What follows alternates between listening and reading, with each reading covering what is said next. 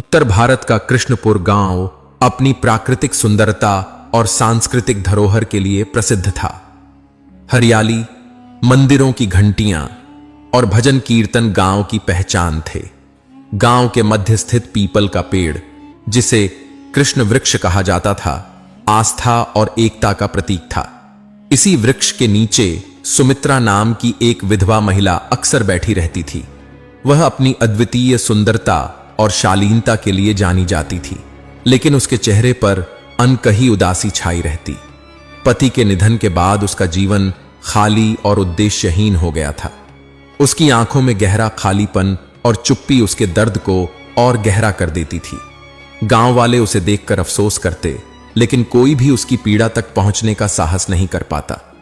कृष्णपुर गांव की सुमित्रा अपनी उदासी और जीवन के उद्देश्य की तलाश में अक्सर कृष्ण वृक्ष के नीचे बैठती थी। वह सोचती, क्या उसके जीवन का अंत केवल दुख और तन्हाई है, या कहीं कोई प्रकाश भी है? इसी बीच गांव में विभुदेव नामक एक साधु का आगमन हुआ। उनके तेजस्वी व्यक्तित्व और गहन आंखों ने सभी को आकर्षित किया। वे कम बोलते, पर उनके शब्द भीतर तक झकझोर देते। साधु ने अपने उपदेशों में कहा, हर आत्मा में दिव्यता है। जीवन केवल भौतिक सुखों के लिए नहीं, बल्कि आत्मा की पवित्रता को समझकर ईश्वर से जुड़ने का अवसर है। उनके विचारों ने गांव में आध्यात्मिक जागृति ला दी। विभुदेव के उपदेश सरल और गहरे थे। वे कहते, जो तुम बाहर खोज रहे हो वह तुम्हारे भीतर है, बस अपने भीतर झांको। उनकी बातें इतनी सहज थीं कि ग्रामीण भी उन्हें समझने लगे। जल्द ही गांव के लोग उनके प्रवचनों से प्रेरित होकर बड़ी संख्या में मंदिर आने लगे। उनकी उपस्थिति ने लोगों को नई ऊर्जा दी। विभुदेव के चमत्कारी कार्य भी चर्चा का विषय बन गए। किसी को उनके स्पर्श से राहत मिलती, तो किसी का खोया आत्मविश्वास लौट आता। सुमित्रा, जो अपने खालीपन और सवालों से जूझ रही थी, भी उनके पास गई। साधु की शिक्षाओं ने उसके भीतर शांति और नई आशा का संचार किया। उनके शब्द उसके हृदय को गहराई तक छूते थे। उनके विचारों में जीवन के रहस्यों और आत्मा की दिव्यता का ऐसा चित्रण था जो सुमित्रा के भीतर नई उम्मीद जगाने लगा। एक दिन जब सुमित्रा ने साहस करके साधु महाराज से व्यक्तिगत रूप से मिलने का निर्णय किया, तो उनके सामने जाकर उसने अपने मन की उलझने और दुख साझा किए। उसकी आंखों में आंसू थे और उसकी आवाज में दर्द। साधु महाराज ने उसे ध्यान से सुना और फिर एक गंभीर लेकिन स्नेहपूर्ण स्वर में कहा, तुम्हारे भीतर एक अनंत शक्ति है जिसे तुमने कभी महसूस नहीं किया। यह शक्ति तुम्हारे भीतर ही सोई हुई है। तुम्हें अपने भीतर झांकने और अपनी आत्मा को पहचानने की आवश्यकता है। जब तुम स्वयं को जान लोगी, तब तुम्हारे सारे प्रश्न अपने आप समाप्त हो जाएंगे। साधु महाराज के इन शब्दों ने सुमित्रा के भीतर एक गहरी छाप छोड़ी। उसने महसूस किया कि शायद उसका दर्द और उसकी उदासी केवल बाहरी परिस्थितियों का परिणाम नहीं है, बल्कि उसके स्वयं को न पहचान पाने की स्थिति का परिणाम है। उसने सोचा कि यदि वह अपनी आत्मा की गहराइयों में उतरकर खुद को समझ सके, तो शायद उसे उस शांति और संतोष का अनुभव हो सके जिसकी उसे हमेशा तलाश रही है। सुमित्रा अब नियमित रूप से साधु महाराज के उपदेश सुनने लगी। उसने ध्यान और आत्मचिंतन का अभ्यास करना शुरू किया, जैसा कि विभुदेव ने उसे सिखाया था। धीरे धीरे उसने अपने भीतर एक नई ऊर्जा और शांति का अनुभव करना शुरू कर दिया। उसे लगा कि वह अपने दर्द और खालीपन से मुक्ति की ओर बढ़ रही है। शायद यही वह मार्ग था जिसे उसका मन और आत्मा इतने लंबे समय से खोज रहे थे। सुमित्रा और साधु महाराज के बीच की बातचीत समय के साथ गहराने लगी। साधु महाराज के ज्ञान, उनके शांत व्यक्तित्व और उनके शब्दों में छिपे आत्मिक संदेश ने सुमित्रा के मन मस्तिष्क पर ऐसा प्रभाव डाला कि वह उनके बिना खुद को अधूरा महसूस करने लगी। वह प्रतिदिन मंदिर जाती, उनके उपदेश सुनती और हर बार उनके विचारों में उसे अपनी जिंदगी के सवालों के जवाब का संकेत मिलता। एक दिन जब सुमित्रा ने साधु महाराज से अपनी भावनाओं और जीवन की दुविधाओं के बारे में बात की तो उन्होंने उसे ध्यानपूर्वक सुना। उनकी गहरी नजरें सुमित्रा की आत्मा तक जैसे झांक रही थीं। साधु महाराज ने एक शांत लेकिन प्रभावशाली स्वर में कहा, तुम्हारी सुंदरता केवल तुम्हारे चेहरे तक सीमित नहीं है, तुम्हारी आत्मा भी उतनी ही अद्वितीय और दिव्य है। लेकिन दुर्भाग्य से तुमने कभी अपने भीतर झांक कर इसे पहचाना ही नहीं। तुमने हमेशा बाहरी संसार में अपने सवालों के उत्तर खोजने की कोशिश की है, जबकि वे सभी उत्तर तुम्हारे भीतर हैं। अगर तुम मेरी शरण में आओगी और मेरी बातों को अपने जीवन का हिस्सा बनाओगी तो तुम्हें अपने जीवन का उद्देश्य मिल जाएगा। सुमित्रा इन शब्दों से बहुत प्रभावित हुई। उसने महसूस किया कि साधु महाराज की बातें न केवल उसे प्रेरित कर रही थीं, बल्कि उसके अंदर सोई हुई उम्मीदों और सपनों को भी फिर से जगाने लगी थीं। वह उनकी शिक्षाओं और उनकी उपस्थिति में खुद को अधिक शांत और संतुलित महसूस करने लगी। धीरे धीरे साधु महाराज और सुमित्रा के बीच का रिश्ता आध्यात्मिक चर्चा से आगे बढ़कर एक व्यक्तिगत स्तर तक पहुंचने लगा। वे अब केवल दर्शन और आत्मा की बातों पर ही चर्चा नहीं करते थे, बल्कि सुमित्रा के जीवन की छोटी बड़ी उलझनों, उसके डर और उसके सपनों पर भी खुलकर बात करते थे। सुमित्रा को ऐसा लगता था जैसे विभुदेव न केवल उसके मार्गदर्शक थे, बल्कि उसके जीवन के उन हिस्सों को भी समझने लगे थे जिन्हें वह खुद भी ठीक से नहीं समझ पाई थी।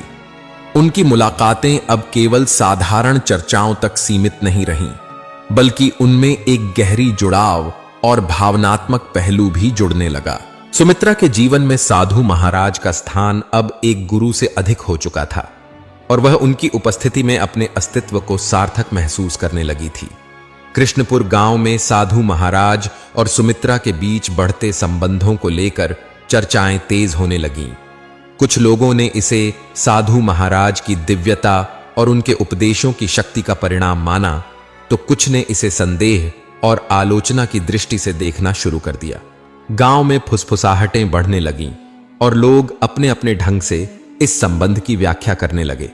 एक दिन गांव के एक युवक ने साधु महाराज और सुमित्रा को मंदिर के एकांत कोने में गहरी बातचीत करते हुए देख लिया।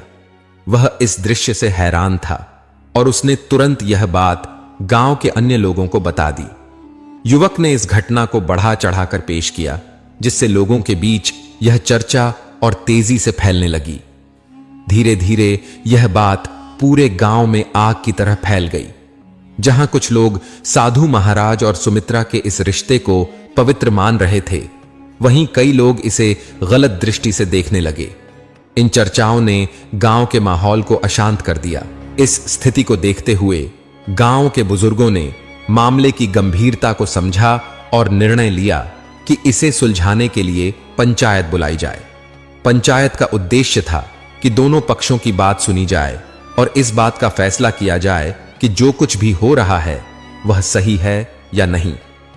पंचायत के लिए गांव के सभी प्रमुख लोग इकट्ठा हुए। साधु महाराज और सुमित्रा दोनों को बुलाया गया ताकि वे अपने संबंध और बढ़ती चर्चाओं पर अपनी सफाई दे सकें। गांव के लोग बेचैनी और उत्सुकता से इस पंचायत का इंतजार कर रहे थे, क्योंकि यह मामला अब केवल साधु और सुमित्रा तक सीमित नहीं था, बल्कि गांव के सामूहिक विश्वास और परंपराओं से भी जुड़ चुका था। पंचायत के समक्ष जब सुमित्रा से सवाल किया गया तो वह खुद को और अपने दिल की पीड़ा को छिपा न सकी। उसका दिल भारी था और उसकी आंखों में आंसू थे। उसने कमजोर स्वर में स्वीकार किया कि वह साधु महाराज की बातों में फंस गई थी। वह यह भी बोली कि साधु महाराज की शिक्षाओं और उनके शब्दों ने उसे आंतरिक शांति का अनुभव कराया था, लेकिन धीरे धीरे वह अपने रास्ते से भटक गई। सुमित्रा ने कहा, मैंने सोचा था कि मैं आत्मा की गहराइयों में उतरकर अपने जीवन को समझ सकूंगी, लेकिन अब महसूस हो रहा है कि मैंने अपनी आस्था को गलत दिशा में लगाया। उसकी आवाज में पछतावा था और यह साफ था कि उसे खुद पर भी गुस्सा था कि वह इन झूठे भ्रमों में फंस गई। साधु महाराज ने उसे जवाब दिया, लेकिन उनका स्वर शांत और गंभीर था। उन्होंने अपने आप को निर्दोष बताते हुए कहा, मैंने केवल सुमित्रा को आध्यात्मिक ज्ञान देने की कोशिश की थी। मैंने उसे कभी गलत रास्ता दिखाने का प्रयास नहीं किया। उन्होंने यह भी कहा कि उनकी शिक्षाएं केवल आत्मज्ञान और आंतरिक शांति की दिशा में थीं और वह कभी भी किसी को अपने निजी संबंधों में उलझाने का इरादा नहीं रखते थे। लेकिन उनके शब्दों में भी कुछ ऐसा था जिससे गांव के लोग संतुष्ट नहीं हो सके। गांव में इस मामले को लेकर गहरी चिंता और मतभेद थे। कुछ लोग साधु महाराज को दोषी मानते थे क्योंकि उनके द्वारा दी गई आध्यात्मिक शिक्षाओं का असर सुमित्रा पर गहरा पड़ा था और वह उनकी उपस्थिति में कुछ अधिक जुड़ी हुई लगने लगी थी। वे यह मानते थे कि साधु महाराज ने अपनी शक्तियों का गलत इस्तेमाल किया। वहीं कुछ लोग सुमित्रा को दोषी मानते थे क्योंकि उन्होंने साधु महाराज की बातों को बिना समझे गहरे रूप से अपने जीवन में उतार लिया था। गांव के बुजुर्गों और अन्य पंचायत के सदस्य एक लंबे विचार विमर्श के बाद इस नतीजे पर पहुंचे कि इस मामले का सबसे अच्छा हल यही होगा कि साधु महाराज को गांव छोड़ने का आदेश दिया जाए। पंचायत ने कहा कि यह सही नहीं है कि गांव की शांतिपूर्ण और साधारण जिंदगी को इस प्रकार की असहमति और भ्रम से बाधित किया जाए। साधु महाराज को गांव छोड़ने का फैसला सुनाया गया। सुमित्रा भी इस फैसले से आहत थी, लेकिन पंचायत के निर्णय का सम्मान करना पड़ा।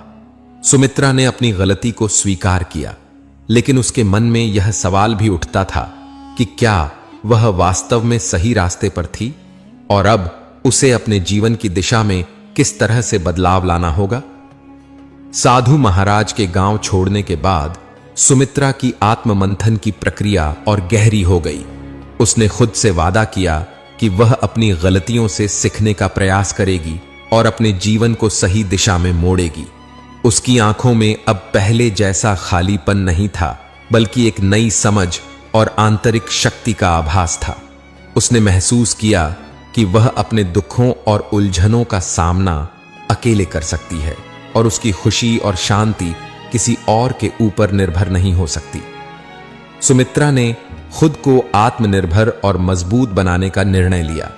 उसने गांव की महिलाओं को शिक्षित करने और उन्हें आत्मनिर्भर बनाने का बीड़ा उठाया। वह जानती थी कि महिलाओं का सशक्तिकरण न केवल उनके व्यक्तिगत जीवन में बदलाव लाएगा, बल्कि पूरे समाज के लिए सकारात्मक परिवर्तन का कारण बनेगा। सुमित्रा ने महिला शिक्षा के महत्व को समझा और उसने महिलाओं को पढ़ाने का कार्य शुरू किया। धीरे धीरे गांव की महिलाएं उससे जुड़ने लगीं और सुमित्रा उन्हें आत्मविश्वास, ज्ञान और समझ के साथ जीवन की नई राह दिखाने लगी।